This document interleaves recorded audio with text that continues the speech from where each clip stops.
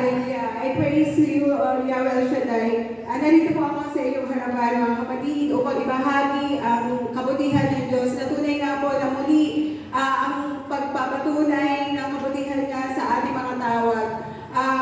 Bukod po sa pagpapasalamat po na nakasama po ako sa Georgia team, talaga po yung kagalakan sa puso ko. Pero bukod po doon, after next day, inulan din po tayo ng pagsubok. Pero praise God, yung pagkakasakit po nung isa ko sa mga anak ko na akala po namin dengue, itinaas ko po at i-review ko kay Lord na praise God, hindi po siya naging dengue. And then, after po nung next day, following po, parang walang nangyari, balik na po yung sigla ng anak ko.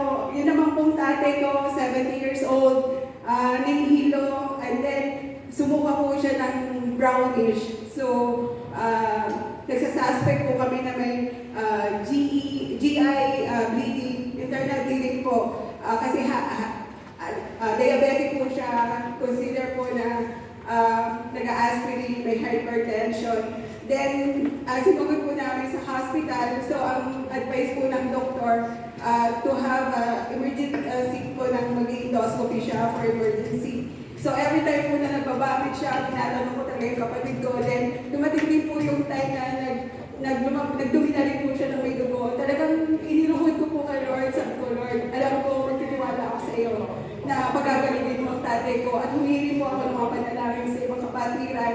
At tunay nga po na kahit po yung sitwasyon po ng medical facility sa Pilipinas, talaga po medyo nakakapanglupay-pay, talaga po panghahawakan natin yung pangako ng Panginoon. Dumating po kami sa punto na sa isang hospital na pinuntahan namin.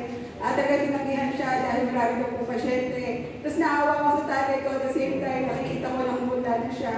And then, nilipat po namin sa ibang hospital. Habang monitor po, talaga po yung bamitos niya hanggang naging clear. And then, yung pagdumi niya po ng dugo, wala na. At in-examine po siya, lahat po ng blood test na, repeat blood test, naging normal po lahat. Kaya po nandun na po si tatay sa bahay, nagpapagaling po. To God be the glory.